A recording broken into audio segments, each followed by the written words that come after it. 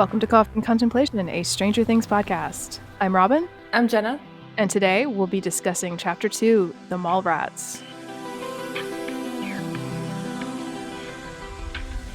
So, listeners, Heidi will be back for Chapter 7 and 8, The Bite and The Battle of Starcourt, respectively. But I will, this season, have a rotation of new and awesome co-hosts to join me until then, because while doing Season 2 by myself was fine, it was a little lonely. So I want to try to do this season with more people. We wish that Heidi could be here, but her life is still pretty busy.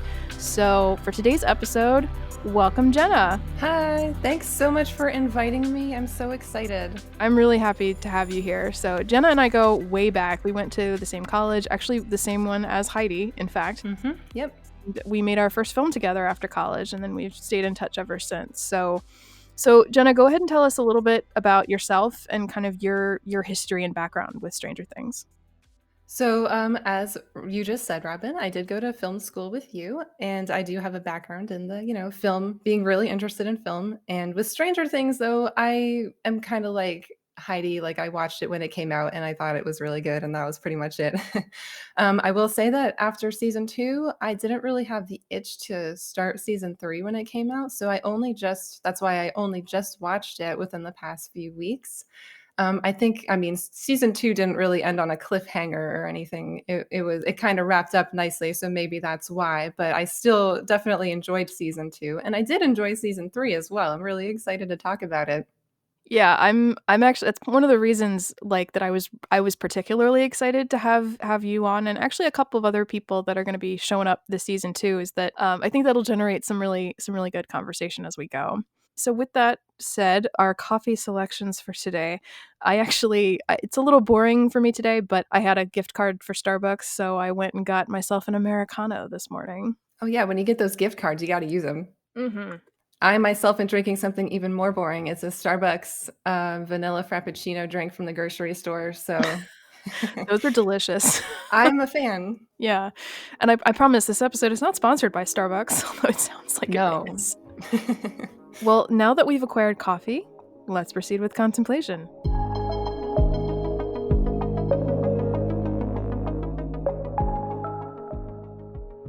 We pick up sort of where the last episode left off, inside that barn, which is first very quiet and empty. I actually did really like the sound design of that. And then we get a jump scare. That's what it is. It's a jump scare when Billy pops out and makes a run for it. And he gets back in his car, drives down the road, finds the payphone, and then after a few flashbacks, fill us in, featuring what looks an awful lot like an alien-style face hugger attack. Billy finds himself in what we know to be the Upside Down, and Billy shouts, "What do you want?" at an approaching crowd. And then a copy of himself steps forward. I think it was kind of like that was the question that I was really interested in immediately. What's going on? But also, what does the Mind Flayer want at this point? Yeah, my reaction to this scene was just sheer confusion and just, first of all, how does his car start? Like, he had such a problem with it at the end of the last episode, and it started right away. Like, okay, fine, whatever. That's a really good point, though, actually. Yeah. Yeah, I was honestly a little bit disappointed to see Billy hadn't just died at the end of episode 1. And I might be in the minority on that. I enjoy Billy as a character from season 2, but I was so grossed out by him and Karen in the last episode before this one that I was just like, you know what? Let's just kill him off and not even have that be a thing anymore. And that would be fine with me. But I really enjoyed Dacre Montgomery, so I'm not that sad that he came back. Like, okay, fine. Oh dear, we'll have more of him. But I was still confused was my number one emotion through this sequence because, the questions that I had watching it the first time have still not really been answered. Like, what the hell is happening? Period. Yep. But this is the first indication that we get that the Mind Flayer may not be mindless, because it talks back to Billy kind of sort of I was really thinking at first that Billy literally had a doppelganger that was going to be moving around in the real world, and that wasn't really him, but that isn't the case, as it turns out. Yeah, what do you want? And we still don't know. We still don't know. It was really funny to like go into the title sequence after that. It's another one of those like really short cold open sequences. And 11 calls Mike when he doesn't show up. Mike is a terrible liar, by the way. Yeah, he flounders through that conversation. It's funny because Lucas asks him later, like, I wish you had consulted me. And I'm like, why didn't you? I love that line too. The way he says it is so good. It's so funny. But and also I just thought Mike would be smarter. I understand he'd be flustered lying to Elle because that feels like cardinal sin. And like you guys were saying, a theme of the season is change, but there really wasn't a transition for him to be this character. It's just all of a sudden he has a girlfriend and he is dumb. That's it. Yeah, it's like, okay, fine if you want to do that, but give me some context as to why. Show me how, or show me why, or give me some. And that's kind of what I meant in that I think a few changes to that chapter 1, rather than just showing Mike and 11 making out all the time. Give me something else, just a little bit more that might contextualize how we got here. This episode for sure, but definitely this ramps up for me in the next episode. There is some suspension of disbelief that is doing a lot of work in this season, like more so than the previous ones. Oh, yeah. It's like we're just supposed to go with it, but I just don't. It's too jarring. Especially if Mike's whole deal, as Heidi theorized last episode, is that Mike and 11 are behaving the way that they do towards Hopper because they're still resentful. Why does he not tell 11 the truth here? I think it's supposed to speak to how scary Hopper really is and how unhinged he is. I mean, that's a whole other thing too. Mm-hmm. But I think Mike really is scared of him. There's just it's messy. It's not consistent. Mm-mm. After the phone call, we get the replay of "You don't mess around with Jim," and this was where he goes to tell Joyce the good news. And like when he says this is the first day in 6 long months that they have not seen each other, either he's exaggerating or they really didn't think that line through. Because what, Mike never had to go home and do his homework? Maybe it doesn't mean literally, but I think Hopper's trying to say this is the first time in 6 long months they haven't seen each other that they could have seen each other. Something like that Yeah. maybe. But no, it's more the triumphant, smug tone that makes me wanna, like, just smack him upside the head. Like, "What is wrong with this man? He is a bitter old man who hates joy." I forget who says that. One of them says that later, but, like, yeah, he that's exactly what's happening here, and, like, it's just so frustrating. It doesn't really work, I think, the way they wanted it to work, for me anyway. No. To where we would have been like early on in chapter 2 of season 2, we would have seen him at the station.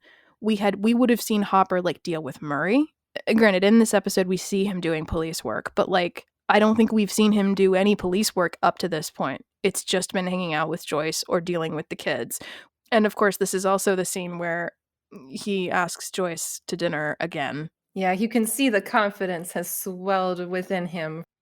All of this stuff between Joyce and Hopper, though, like, it's very clear to me at least that she is trying to set boundaries and Hopper is just not respecting them. I mean, he does say, okay, we'll meet there. But, and then when he's like, I'm a little busy here, like, when Powell radios him, I don't know, there's just something like a little bit uncomfortable about it to me. Hopper is not respecting any boundaries this season. He barely really respected boundaries before, even as, chief of police. But in this season, he bursts into Eleven's room more than once. Mm-hmm. He gets into it with the mayor. And of course, none of that would have been legal, let alone respecting boundaries. So he's not about that for anybody, it seems. Not this season. I find myself thinking a lot about that scene between Hopper and Jonathan, actually, in season 1, where Heidi's observation was that Hopper doesn't go for the, like, you can talk to me, son. He's very emotionally intuitive with Jonathan. And I think with 11, it kind of makes sense because they are both such big, like, powerhouse kind of characters, but dealing with like talking to, I mean, I think Heidi made a good point about how romance and romantic love and love are like his Achilles heel, but I kind of feel like if you're going to establish that Hopper can do that in season 1, when does it go away? How are these two the same person? Exactly. That's another one that's like we didn't really see a transition. One of the things about season 2, especially the beginning of season 2 that was so good is that you see people dealing with the trauma of season 1 And you see them trying to wrap their heads around it. You see Nancy struggling with what happened and coping with it in her own way. With Hopper, I mean, sure, he's traumatized, but we don't see that transition. We don't see him coping. We see him derailing. Mm-hmm. And yeah, Powell does radio Hopper to be like, there's a protest over Starcourt Mall going on down here at Town Hall. You better like do your job and get down here. And on his way out, Hopper trips over the magnets. And that's when Joyce notices and kind of goes, this is odd. But from there, we swing over to the Hawkins Post. We see Nancy getting mocked some more. And she decides to make up an excuse to go investigate the diseased rats, pulling Jonathan along with her. As a photographer, do you cringe as hard as I do every time that door swings open? Every time. Oh my God. Talk about respecting boundaries. Nancy keeps, and this, of course, gets brought up in their argument that they eventually have in the car, but Nancy keeps expecting the world of everyone around her and not returning anything. She keeps disrespecting Jonathan's boundaries. And he even says, Nancy, every time, the door. Mm-hmm. Yeah, every time. I'm just like, oh my God, woman, you know how this works. She's saying like, I'm not being respected for my work. It's like, she is not respecting his work. That is hours of work she might have just ruined. Oh yes, when she said that, I like threw up my hands. I'm sitting on the couch, I throw up my hands and I'm just like, what do you think you are doing every time you open the dark room door? Yeah. I mean, I'm kind of surprised. I'm like, how come there isn't like around like a dark room door there though? I was wondering that too, but then I realized my experience with dark rooms has purely been in academic settings. I have no idea if these office buildings in old, you know, a newspaper um, buildings that had newspaper offices in them, if they ever really set up their dark rooms to have doors like that. I have no idea. I think what they would have is maybe a light or something on the outside of the door. So when you go into the dark room, you flip the switch and a light goes on outside, and that indicates dark room work in progress. Please do not open door, something like that. Everything we're seeing with Jonathan and Nancy is actually really great. Like, that's really frustrating, but it's frustrating in the way it's supposed to be because Yes. it is building their conflict. We are going somewhere with that. There's an intentionality behind those things. Now, I did feel like that was maybe intended to just be a bit, Yes. but to me, it felt like more than that. It really felt like characterizing the relationship as her not respecting certain boundaries that he sets.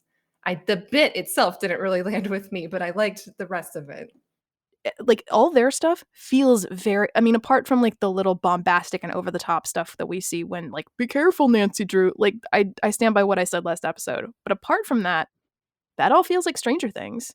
Yeah, and totally, the sexism in The Office is really over the top and overdone, and like you guys said, it feels like it was written by somebody who's maybe not experienced it themselves. They just want it to be really over the top. But something I did like was the way that Tom called Nancy sweetheart. That is realistic. That is how it happens. So he actually seemed like maybe one of the more reasonable assholes in this office. He's not outright disrespecting her because honestly, he doesn't probably care that much. He's got other shit to take care of. Yeah. But he calls her sweetheart like that. It's that dismissive way. That is how it happens. So that I thought was really well done. Yeah, agreed. Nancy and Jonathan, she's like, well, then we'll never have to work at this shithole again. Seeding that, like, she doesn't have the perspective that Jonathan does about it. And then that's when we swing over to one of my favorite scenes, actually, which is when Dustin arrives at Scoops Ahoy. Oh my God, yes. I love Steve and Dustin so much together. But I actually really love that first little interaction, even the like, I'm Dustin, I'm Robin. And Dustin proceeds to fill Steve in on about Susie and how the others, ditched him, which is only partially true. I have a question for you. Did you at any point think that Susie wasn't real, that he was making her up? 100%. Really? And I was mad about it. I felt like the show was making fun of Dustin. I was like, why are you doing this? Why are you making everyone treat him this way? I don't like that. I love Dustin. I feel like I said it last episode as well. I think Dustin is another MVP of this season. I mean, even Steve's reaction to him in this scene of like, "Oh, that's great. Cool." Right, and he says later something to Robin, I think, along the lines of, "I'm not convinced that she's real," or, so, yeah, I just thought it was funny because maybe the first time Dustin mentioned Susie, I was like, "Is he making up a girlfriend?" But honestly, I was like, he's not gonna hike up that gigantic hill and set up that radio if he doesn't actually have somebody he's trying to reach. That's true. So I was actually pretty invested, like, "Oh, he totally has a girlfriend, I buy that." I think I was more worried that he was gonna be humiliated, but Yeah, and if you have already had your trust eroded a little bit by other things happening in the series, and you start to get worried that the bad things that you don't wanna happen are gonna happen. Yeah, I get that. in hindsight, though, it is very clear that Susie is real because Dustin is never concerned compared to, like, the way that he was about Dart in season 2. It's like he is totally confident and totally secure in the knowledge that Susie is real. So, it makes absolutely all of the sense that she is real. I'm so happy for him and I to have know! his girlfriend. The conversation between Dustin and Steve, where Dustin's explaining that he intercepted a secret Russian communication. And Steve says, "Well, what does that mean?" And Dustin replies with, "It means, Steve, we could be heroes." And I had a moment on rewatch, of course, because of the use of the Heroes cover by Peter Gabriel that's used twice in the series. And I just was brought up short because I was thinking about that song. I mean, it's very, very striking the way that they use it. And the lyrics, of course, are "We could be heroes." And Justin says it in this episode at the beginning of this adventure. And he says it in such an optimistic, enthusiastic way. He is looking forward to this adventure. He is so intrigued by this. And the contrast is so heartbreaking between the beginning of the adventure and the end when you have experienced what it maybe is kind of like to actually be a hero. It's the Sam Gamgee speech, right? Where it's like we think of heroes as one thing when we're kids, and then we grow up and realize that life is messy and that, bad things happen and you experience grief and sacrifice and loss. And so I love that they use that line here to give us that contrast. And especially, it does tie in with the theme of change and with growing up because you have to start from a place of innocence, naivety. And I think that's what this line did for me. He says it so optimistically and innocently. Yeah, that's a beautiful observation. I had not thought about any of that, but that's really insightful. Yeah, that reached out and, like, smacked me across the nose. That's awesome. That is followed by Elle showing up at Max's house. And after an awkward greeting, they confer over Mike's behavior and over boyfriend's behavior in general, intercut with Mike and Lucas conferring over the entire situation. While Will prepares the D&D board in the background, him setting up the D&D board and being like, "Can we play D&D now?" Like, I felt that in my soul. yeah, me too. Yeah. And Max advises Elle to give Mike the cold shoulder unless he explains himself otherwise. Dump him. I love that this introduction between the two of them, like, they don't waste any time on that. They're just like, nope, we're just gonna move right past it. We're not gonna waste time on them not liking each other. And then both parties take off for Starcourt. The boys to try and fix the situation, the girls to have some fun. And I actually, in spite of some things I'm gonna say in a minute or two, I actually really do like the line, "There's more to life than stupid boys." Yeah, no, Max, definitely, I appreciate her influence as a character and for just to help Elle grow a little bit. Yeah, after they head off to the mall, though, that's where we go over to the pool, and Karen finds Billy in a supply room, and he's not looking too good. The first time through, man, I don't know how it struck you, but when he imagines killing her with the sound of the rats in the background, which I thought was a nice touch, I totally fell for it. When they revealed that it was just him imagining it, was like, okay, that makes more sense. But in the moment, they really had me. No, me too. I was like, "Oh, shit. They killed Karen. What the hell?" And then, of course, he tells her to stay away from him, and that I think is probably the first like real sign of humanity from him. As Heidi pointed out last episode, like, he does see her as a human being, and so he knows enough of what's happening to him that there's still some humanity left in him. He's not completely taken over yet, but he's able to say, like, stay away. And that actually was really nicely nuanced. You can see how Karen would read that as, I'm angry with you. That double meaning is really believable. I buy that. Yeah, I was really wondering this whole scene, did he say that to her to protect her? And I think the answer is yes. I think he really wanted her to stay away from him because he knows that he's dangerous now. And of course, this scene is also the first inkling, I think, that we get that there are some weird things happening with chemicals. with these possessed people because we see him in a chemical room and he puts down a bottle of bleach on the shelf and you're just kind of like, what was he doing with that? Like, I didn't even notice that. oh yeah, and yeah, Oh, he wow, so okay. now on rewatch, I was like, "Oh, he was drinking bleach." Like, "Oh my god, gross." But, like, Yikes. the first time I saw that, I did see him do that, and I just kinda thought, "Okay, well, he's just putting it on the shelf or whatever." Yeah, I totally missed that. Wow. I did find his expression during that scene to be so unreadable. I could not guess what was going on in his head, and of course, we're still confused about whether what's happening to him. Is he possessed? Is this a doppelganger? What exactly is going on? So it was so confusing. So confusing, his expression and the cutting and everything. Yeah, I agree. And of course that is followed by him going outside and getting the burn, Yeah. which of course we know he likes it cold. Of course, we leave that to go back to Scoops Ahoy, where Erica and Robin face off over ice cream samples. I love Erica so much. I'm so glad she became more of a regular in this season. Yeah, me too. And I love the dynamic that she adds to the whole group too. In the back room, Steve and Dustin are not very covertly trying to decode the recording, and that's why Robin like bursts in and is like, I want in. And you go back out and sling ice cream for a while. And I like that they drop in the note that Steve has already picked up on the music, that he's noticed the music. Of course, after that, Nancy and Jonathan talk to Mrs. Driscoll about the rats and that they've eaten through the fertilizer to, the thing about the chemicals, Gross. and that she's trapped one of the rats. I love the casting for Mrs. Driscoll. I think she's great. And Mhm. I think it just everything about the house, it just lends the, creepy vibe. It's this old farmhouse in the middle of nowhere. I mean, what is not creepy about that? And at the same time, it's not super like overstated.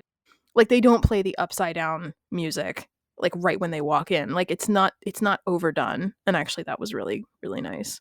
Important too because Nancy is still at a stage where she's not 100% sure that she is right, for all that she is adamant when she says so out loud that she is right. I think she's still kind of like trying to find the story and trying to find what's going on. So the fact that there isn't something overtly ominous, that's Mhm. probably on purpose and that works for her and her doubts. Yeah. We see the Terminator make a reappearance at town hall when he walks past Hopper, who is waiting to talk to Mayor Larry Klein. And the like I remember again being like, "Okay, cool. We're going to get some answers about the Terminator soon, maybe, hopefully." I did recognize the back of his head right away. Yeah. And we'll put a pin in that and then we get Carrie Elwes.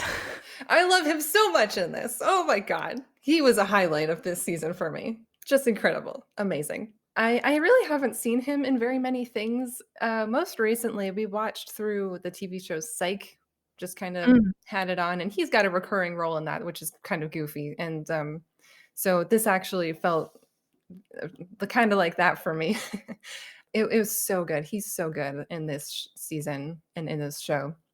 And of course, in this whole scene, what I noticed in this scene was the lighting, how it seemed very deliberately behind Carrie Elwes, and he was in shadow. His face was in shadow pretty much the entire scene, and Hopper mhm. had the light blaring in his face. And yeah, I think that felt like a very deliberate choice. Yeah.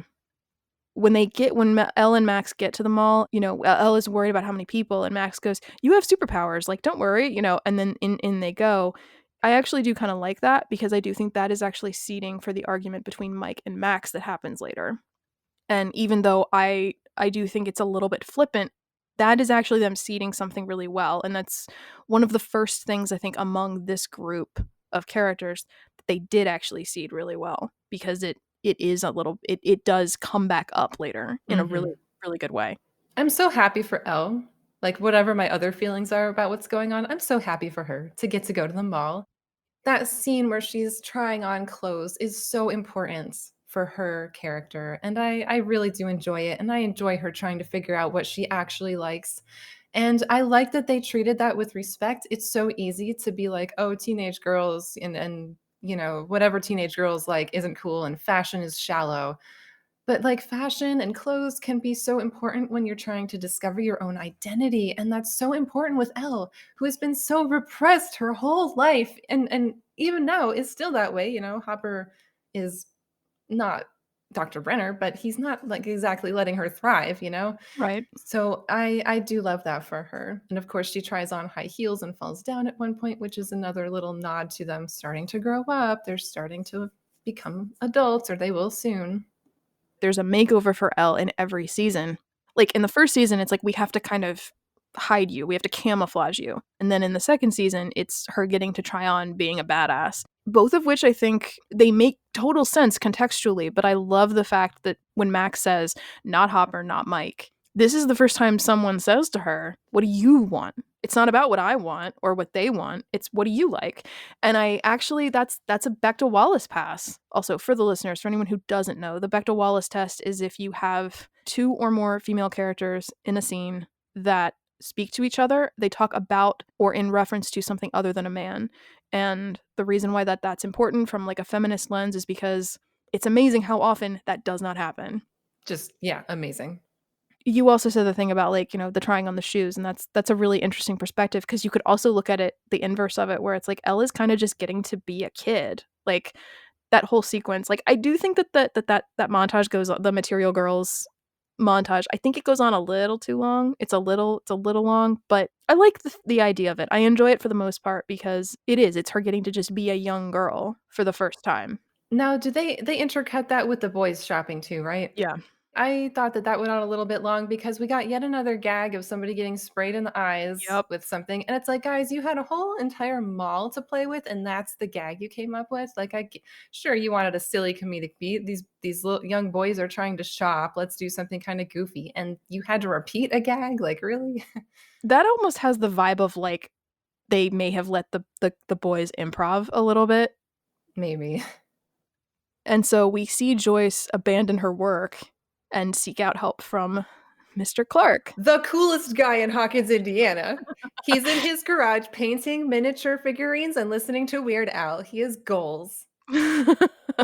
Absolutely. I mean, I feel like the show never makes fun of him. Like nothing about what he's doing feels like they're making fun of him, and I really appreciate that. Yes, like, it's so easy to be, like, painting miniatures and listening to Weird Al and hanging out in your garage is so nerdy. Like, we've seen that so many times in so many different ways, and they don't do that here. He is smart, and he's talented, and he is respected by us, as well as, like, Joyce and the kids and whoever else, he comes across in the show. I love it, and I'm really glad I watched this with Adam because I would not have picked up on the Weird Al thing without him. He heard that immediately. I was like, "Oh, my Sharona. Okay, got it." He's like, "No, no, no. You listen to the words. Listen, watch, read the captions. That's not what's happening here." Yeah. Meanwhile, Nancy makes phone calls while Jonathan tries to get the photo of the rat, and he starts to like intuitively pick up on the fact that there's something really wrong with it, but they leave before they can actually see it explode and go. Yeah, I really thought it was gonna blow up in Jonathan's face. I was ready for that to happen.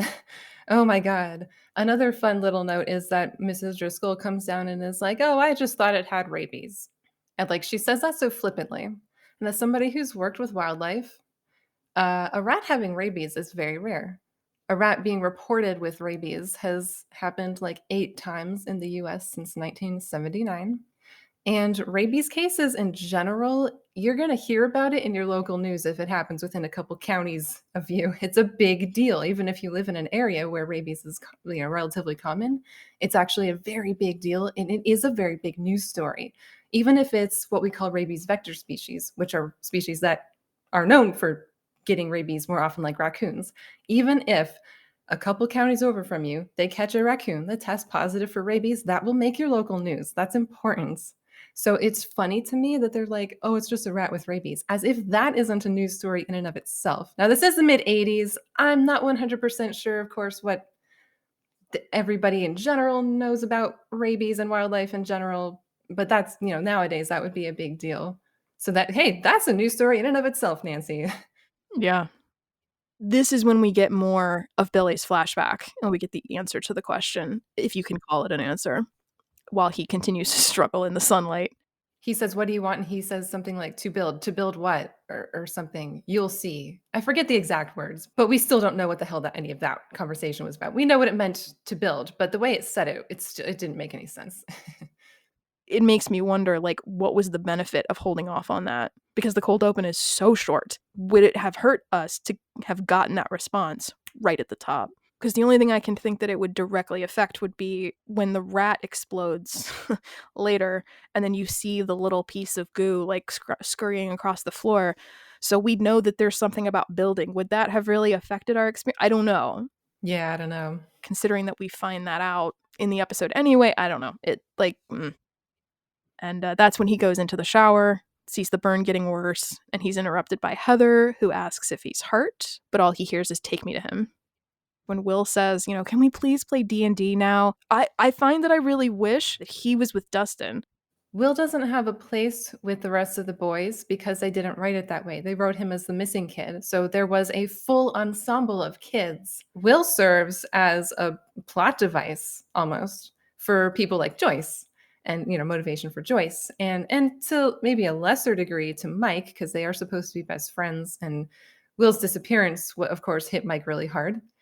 But after he's found, it's kind of like, oh, he's back in the group, but we don't really have the dynamic with him. We don't really understand where to take that dynamic, and that continues into this season. There are some things that I think that work about having somebody want to do one thing and other people in the group wanting to do something else. It's just, I don't know. Will never really seems to fit back in. I agree with you because the quote that I read from Sean Levy in the beginning of last episode about like this, if season 2 was all about the desire for normalcy, season 3 is about change. I think Will is still there. He's still trying to say like, I just want something of what I've missed, what I've had to go without, and and he wants something dependable. I think Will actually would have fit in with Scoops Ahoy. I'm not 100% sure that Will would be on board for their little adventure because of the desire for normalcy that he might have. So that really could have gone either way. I guess the writers could have written it either way depending on where they wanted him to go. That's a good point. I do think though that if Will had said like I'm unhappy, I don't based on the way they characterized Dustin this season, I don't think he'd have been as cold as Mike was. But that's next episode. I'm jumping ahead. But but at Skips Ahoy they figure out the first sentence of the code, that's thrilling. The week is long. I love all of their dynamic. It's so good. Yeah. I love this group. Okay, so because that's followed by the girls and boys finally crossing paths, and the resulting fight that ensues culminates in 11 dumping Mike's ass. So something that I really loved about this exchange was when Mike asks, "What are you doing here?" I just love the way Millie Bobby Brown says, "Shopping." It's so funny. It's so, like, sassy and you can tell that she's been thinking about herself as her own individual now more. It's so good. Another line delivery that I like of hers is the way that she says, "Why do you lie?" Yeah, she's so good at delivering most of her lines anyway, but, yeah, that was a good one. But as for the scene as a whole, how did things land for you? I hate this scene. What do you hate about it? This is probably the quintessential example for me of things where this is all, I think, intended to be payoff for things that we don't see set up. There are pieces of things that are just not connected. I don't get why Mike doesn't just confess here. It doesn't make sense to me. I hate the line, "I dump your ass." Not the line itself, but it's like, does she understand what she's actually doing? And especially considering like how much like kind of parroting Elle does over the course of all 3 seasons, I don't think she understands the full weight of what she's done, and I don't know if that's intentional or not. But I just find that like this is what we waited 2 seasons for. This angst between Mike and Elle for them to just break up. The scene does not feel satisfying to me, and I don't like that in order to make her feel empowered and Max, it has to come at the cost of tearing down Mike and Lucas and making them look terrible. I also don't like that this moment is supposed to feel joyful. Apart from the "why do you lie" moment, which is why I like that line so much, and why I guess we're supposed to not think that she knows what she's saying, is because it's like she has no feeling of sadness over this. The words themselves and the way it's said kind of sound like she doesn't know what she's really doing, and that kind of bugged me too. And I feel like something about the first 2 seasons that were so good was there's so much setup and payoff. because Mike's whole thing of like, what are you doing here? There's too many people here. What do you, again, was not established in this season. And it could have been very, very easily. One other note about this scene that we kind of relates to what we were just talking about a few minutes ago is where's Will in this scene? He's standing behind Mike and Lucas, kind of looking like, why is he even there? Like he's doing absolutely nothing and he's not even up there with his friends. He doesn't even really look interested. Like he is looking towards them, but it's like I don't know. He wasn't even there, mentally. I think part of what I struggle with this moment, and I can cop to this, is that adolescent romance was not something that is part of my experience. I did not date in middle school, let alone high school, let alone middle school. Yeah, me either. So in a way, some of this feels just really inaccessible to me. So I can also admit that I can't relate to this. And a few years at this time period makes a big difference. But if you think about the way they handled the teenage angst between Nancy, Steve, and Barb, there's a level of nuance and subtlety in that arc that is just not present here. And there's a through line there. Everything leads back to the Demogorgon. And granted, that had its own problems that I stand by when Heidi and I talked about it in season 1. But that stuff never felt inaccessible to me. If in fact, very little in this whole series has ever felt totally inaccessible and totally unrelatable. Even if there's something that isn't relevant to my life, majority of the time things feel at least understandable, if not relatable. And this is just, this is galaxies away. Like this just doesn't seem to mesh very well to me with like even the other stuff that's happening. Like this balances out with the stuff with Hopper in the restaurant, which we'll get to in a moment. But like the stuff with Nancy and Jonathan, that feels like a different show. Yeah. I do like that later, I think this is in the next episode, she looks a little down when Max mentions ex-boyfriend, and I like that she's starting to realize the weight of what she did, but it is kinda just out of left field, like so many things. I mean, I have been enjoying more about these episodes than I had expected to, but this is actually a scene that I feel like gets worse and worse. Yeah, I agree with that. I can appreciate that they wanted to have conflict between Elle and Mike. Maybe I don't know if I'd been writing it. I don't know if I would have gone in that direction, but I think that's a valid direction to go in. But yeah, the way that they did it, not sure I'm on board with this. Yeah. Plus, I also think it's important to note that I think Max is probably still carrying a lot of animosity towards Mike. We never see any of this necessarily in this is me reading tea leaves, as Heidi would say. And I'm not bothered by this. I actually kind of like the idea of this, that Max is still mad, kind of not unlike the way that Mike might still be mad at Hopper. He treated her pretty terribly last season. I think it's very plausible that she might be really happy to see him kind of get pegged a little bit, like, and taken down. But I also think that if that is translating to Elle, I don't know that I like that. Or maybe they've been hanging out for long enough that they're all friends now and they don't have this animosity towards each other, in which case, why would she be, acting quite this way? They've been so successful in seasons 1 and 2 at managing a large ensemble and having the different web of people connected in interesting ways and yet still growing individual characters. And that is definitely a place where we falter in this season. And I think this scene is probably one of the biggest examples of that. The ensemble doesn't really jive. It's such a bummer to come out of that awesome montage with her and with Max and Elle becoming friends, to have this be the culmination of that. I get very turned off by how joyful that moment is on the bus. Yeah. I love that image. Like, I've seen fan art of that image, and I actually really like it out of context. I love the idea of Max and Elle as, like, best friends. I think that's fantastic. But it's at the expense yeah, it Yeah. I'm with you on that. Totally. Meanwhile, at Town Hall, Hopper arrests the protesters just in time for Flo to bring him a cutting-edge shirt for his non-date. So weird. And I really feel for Powell in this moment, because he's like, seriously, dude? And Hopper gets to the restaurant, which has a live string quartet. Does this place seem like Joyce and or Hopper's taste? Like even before he mispronounces Chianti, I'm like, why does he want to be here? He just thinks this is expected of him. Like he has to wine and dine the woman that he fancies, even if it's not a date. That was irritating to see from him. Yeah. And of course, Joyce doesn't show up because she's still over at Scott's, learning about the magnetic fields. One of the things that I think is actually really brilliant about Mr. Clark or Scott Clark, he basically fills the role of like expositing information. And he does it with so much flair, I guess. I don't know what the right word would be, but every time he does that exposition dump, it's very engaging. The character is a natural teacher. Clearly, Yes. he's in the right profession. Yeah, he's obviously that trope of the science teacher that gives them the information they need without knowing it, but they do it really well, and I love it. And I love him being in his garage. I think that's awesome. Randy Havens. Shout out to him for performing that character so well.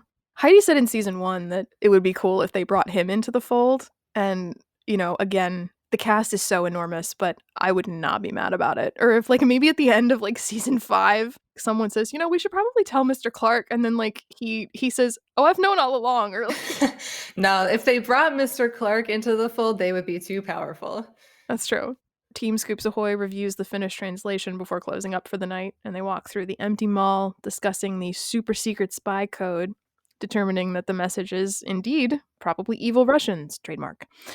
And Dustin and Robin keep walking while Steve realizes that he knows where the music is from, the Indiana Flyer ride. Because nowhere else in the entire world do they play Daisy Bell in a I carnival know, ride. I know. This is one of my biggest moments of the season where I'm like, the suspension of disbelief is going in overtime with this one. Are you kidding me? It's coming from here. This is the only horse in the world that plays this song. And therefore, they must be broadcasting from here, which doesn't make sense because they're broadcasting from underground or whatever. Like, why would the song be in the broadcast? I don't understand. I'm so confused on this one. I'm really happy that Steve got to have a moment of brilliance, but it's ridiculous because they try to like avoid that, I think, by saying that like how do we know it's from here? Why not, and they're like, well, Indiana Flyer. It's like, it's not about the ride, it's about the song. So I think they try to like cover up for that, but it's like, no, that's not enough. not by a long shot. I mean, the code ends up being about Starcourt's, the court itself, but and also, why would Robin not be the one to pick up on that, as she described herself earlier in the episode as a, really good at hearing and listening to things and being able to hear something and translate it and remember it. Well, I mean, again, glad Steve got his moment, but it would make more sense for that to have been Robin. Maybe Robin should have picked this up, and maybe Steve could have figured out the actual meaning of the recording. I don't know, but yeah. I mean, I'm really glad that she did because she's awesome and I love her too. But yeah, it's far-fetched for sure. We swing back over to Enzo's, where Hopper is drowning his sorrows in breadsticks, and Chianti. over the fact that Joyce seems to have stood him up. And like, on the one hand, I don't blame him, but on the other hand, I think the reaction is over the top again. Like, I would have rather have seen him like get up, and then maybe we see him like have a bunch of beers when he gets back to to the cabin or something. Like, that feels more like what Hopper would do to me. But the fact that he like sloppily gets up and like knocks into the Terminator who's sitting at the bar on his way out, again, like I get we needed that beat for exposition, and it really feels like, or for plot, but I feel like that's the only reason that it happened, because again, it's like, it just feels like they didn't think it through. But and he, of course, on his way out, he says, I can do what I want, I'm the chief of police. Yeah, and that's a line that I do not think has aged well at all. No, bad. No. I mean, it's not like that line would have landed comfortably at any point, but especially now, like in 2022, like, yikes. Absolutely.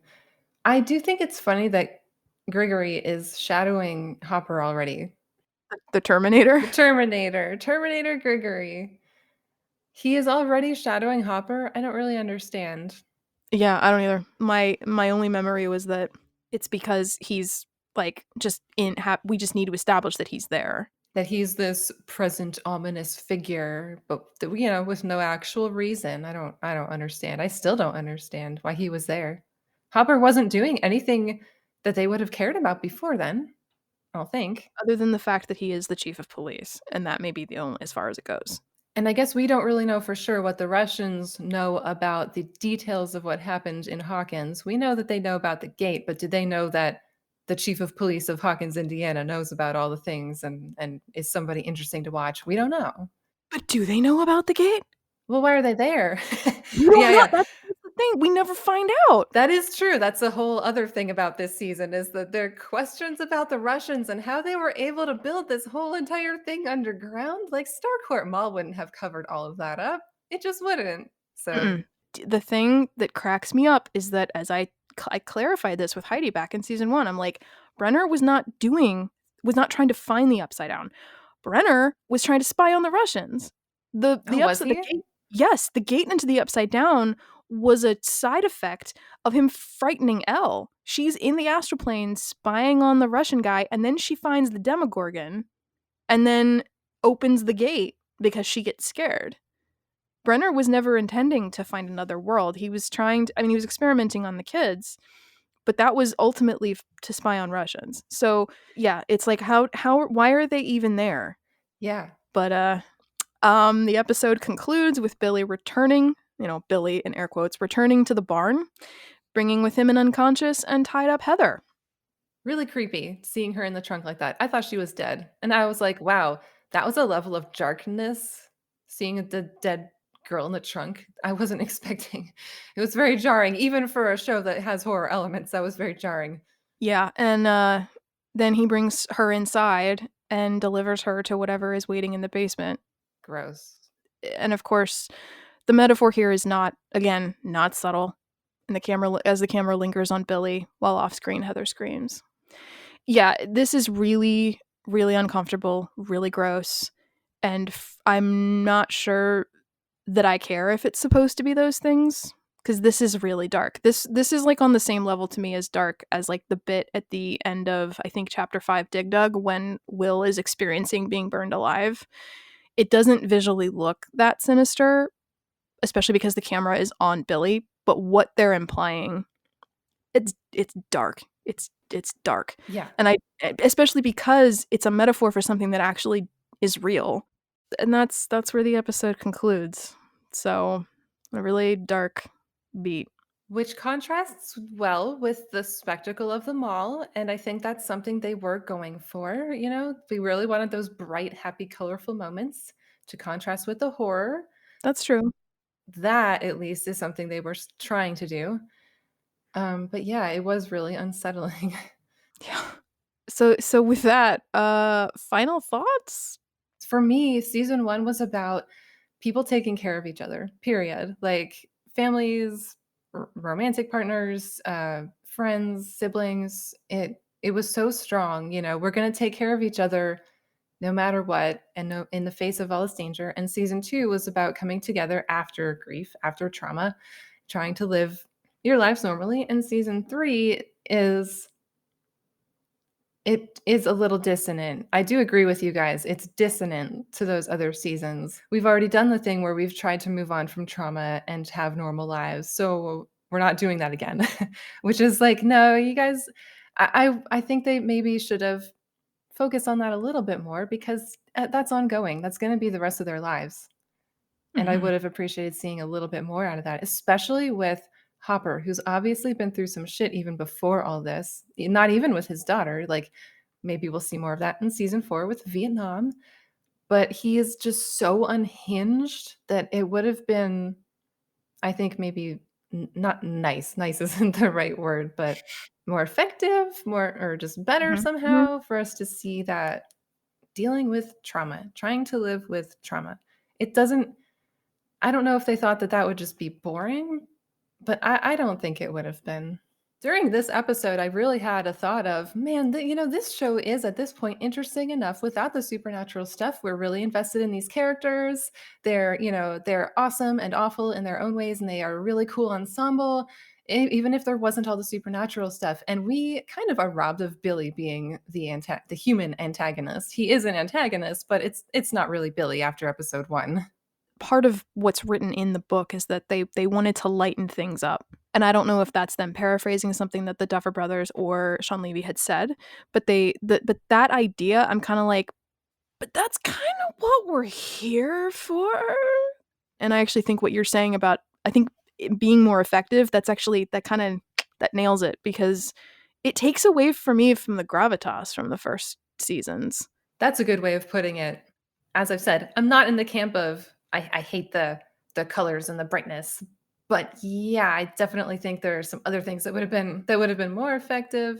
And I just recently rewatched the entire series and was reminded of how strong the very first episode is. It's so good. And it's so good for so many reasons. And one of them is the overall tone and just everything ties together so well, and we're deviating a bit from that. I'm trying to roll with it. I think I'm trying to enjoy it, but it isn't as effortless, you know? Believe it or not, I am too. I promise. I said all the stuff that I said about the breakup bit and about the bright colors and everything, but I think a really strong example of like how they actually could have made that work, and where I think consistency is actually something they could have done, is actually that scene in the back room at Scoops Ahoy, where the color palette is brighter. It's far more comedic between Steve, Dustin, and Robin. It's more lighthearted. Dustin has obviously already talked about Susie quite a lot, so he's evolving. But Dustin is still Dustin. Steve is still Steve. They leaned into the relationship that they formed last season. So the tone is different, but it's consistent. It still feels like them. And that's one of the reasons why I'm like, you clearly know how to do that. So to some degree, there was a conscious choice to take those relationships where they did. I just think that one sequence and one group is much stronger than the other. I know that doing this period of adolescence, this shift from childhood to adolescence, is hard. It's a hard thing to get right. So in a way, I do cut them a little bit of slack. And again, the ideas are good. I just think it kind of trips. It trips hard on execution. Yeah. As Heidi said about a couple things in season 1, I know you can do better. Absolutely. I think I'm being a little bit harsher, but so I appreciate your your level of being a little bit nicer than I am. Yeah, absolutely. That's what I'm here for. So then I guess with that said, that's going to conclude our contemplation on chapter 2, the mall rats. Thank you so much for doing this, for joining me for this episode. Oh, thank you for having me. It's so much fun. I love this. It's been really cool. We haven't gotten to talk about film and stuff in a really long time. We used to do this a lot, and so this has been really super fun. Yes, it has. It's been a blast, and hopefully maybe you can come back again. I sure hope so. That'd be so much fun. Yes, thank you again for having me. Absolutely. If you've got comments, questions, thoughts, want to straighten us out somehow, tell us we're wrong, join the conversation. We're on Instagram and Facebook as @coffeeandcontemplationpod and TikTok as @coffeeinhawkins. Like, share, subscribe, wherever you get your podcasts, and please consider leaving us a review. Thanks for listening. Over and out.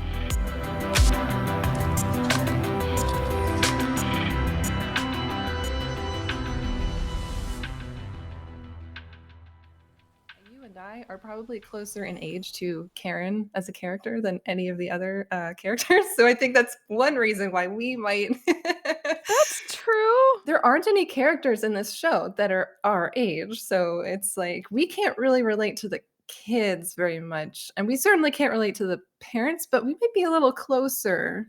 I don't know. Not to date ourselves.